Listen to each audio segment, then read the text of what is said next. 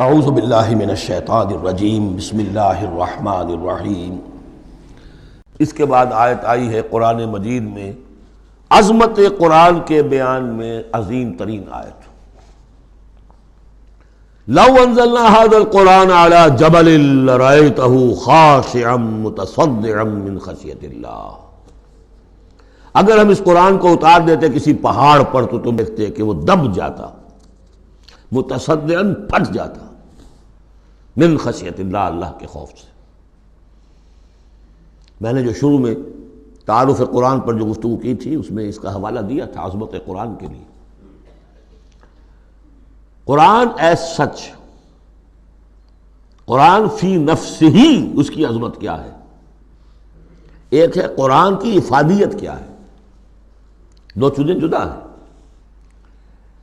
ایک فی نفسہ ہی وہ کیا ہے، اس کی عظمت کیا ہے، ایک یہ کہ اس کا فائدہ کیا ہے، افادیت کیا ہے۔ افادیت پر بس ہم آیت پڑھ چکے، لیکن خاص طور پر دو آیتیں سورہ یونس کی، یا ایھا الناس قد جاءتکم موعظۃ من ربکم وشفاء لما فی الصدور وہدی ورحمۃ للمؤمنین قل بفضل اللہ وبرحمتہ فبذلک فلیفرحوا ھو خیر مما یجمعون۔ لیکن قرآن فی نفسہ ہی، اگر ہم اسے اتار دیتے کسی پہاڑ پر تو تم دیکھتے کہ وہ دب جاتا، پھٹ جاتا۔ اور اس کے لیے میں تشریح کر چکا ہوں، سورہ اعراف میں جو معاملہ ہوا تھا کہ حضرت موسیٰ علیہ السلام نے عرض کیا تھا اللہ سے، رب ارنی انظر الیک، اور اللہ نے فرمایا کہ تم مجھے نہیں دیکھ سکتے، لن ترانی ولکن انظر الی الجبل فإن استقر مکانہ فسوف ترانی۔ ذرا اس پہاڑ کو دیکھو، ہم اپنی تجلی اس پر ڈالیں گے، اگر وہ سہار جائے، کھڑا رہ جائے اپنی جگہ پر، برداشت کر جائے تو تم بھی سمجھنا کہ ہاں ہمیں دیکھ سکو گے۔ فلما تجلی ربہ للجبل، جب اس کے رب نے ایک اپنا پرتو، ایک جلوہ، ایک تجلی کیا ہے؟ روشنی، ایک نور، اس نور کا جو اللہ نے تعالی نے وہ پرتو ڈالا اس پہاڑ پر، جعلہ دکا وخر موسیٰ صعقا، وہ ریزہ ریزہ ہو گیا، اور تجلی باری تعالی، ذات باری تعالی کی تجلی کے بالواسطہ مشاہدے کا اثر ہوا ہے کہ حضرت موسیٰ بے ہوش ہو کر گر گئے۔ اب نوٹ کیجئے، یہ بالکل وہی بات ہے جو تمثیل کی شکل میں آ رہی ہے۔ فرق کیا ہے؟ وہ تجلی ذات تھی باری تعالی کی، یہ تجلی صفات ہے۔ کلام اللہ، اللہ کا کلام ہے، کلام متکلم کی صفت ہوتا ہے، اس کی بھی تاثیر وہی ہے جو ذات باری تعالیٰ کی تاثیر ہے۔ اس کو علامہ اقبال نے ادا کیا ہے، فاش گویم آنچ در دل مضمرست، میں صافی کھول کے بیان کر دوں جو میرے دل میں مضمر ہے، چھپی ہوئی بات ہے۔ این کتاب نیست چیزیں دیگرست، یہ قرآن کتاب نہ سمجھو، اسے کتاب نہیں کچھ اور ہے۔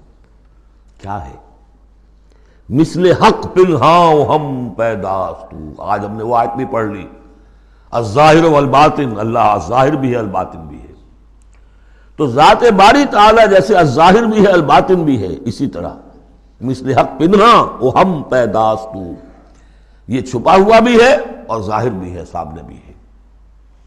اس لیے میں بیان کر چکا ہوں وہاں سورہ واقعہ میں، لا یمسہ الا المطہرون، جب تک کہ اندر پاک نہ ہو چکا ہو قرآن کے حقیقی معرفت اور معانی تک انسان پہنچ نہیں سکتا، چھلکوں تک رہے گا، ہڈی ہوگی اس کے ہاتھ میں، گودا نہیں ہوگا اس کے پاس۔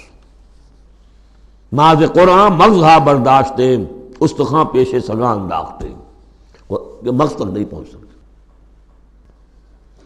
وہ ہے اصل میں قرآن مجید کا معاملہ کہ تجلی صفات باری تعالی، صفت ہے کلام کی، اور کلام میں آپ کو معلوم ہے متکلم کی پوری شخصیت جو ہے منعکس ہو جاتی ہے۔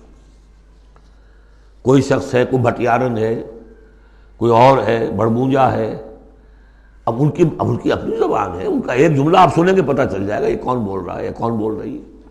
اس لیے کہ پوری شخصیت، ان کا ذہن و فکر کا حدود اربع، ان کی تہذیب و تمدن کے ساتھ کس درجے ان کا کوئی تعلق ہے یا نہیں ہے، سب واضح ہو جائے گا۔ تانت باجی راگ پایا، تو اللہ کا کلام ہے یہ، لو انزلنا هذا القرآن على جبل لرأيته خاشعا متصدعا من خشیۃ اللہ وتلك الامثال نضربها للناس لعلهم يتفکرون۔ اور یہ مثالیں ہیں جو ہم لوگوں کے لیے بیان کرتے ہیں تاکہ وہ فکر کریں، غور کریں، سوچیں۔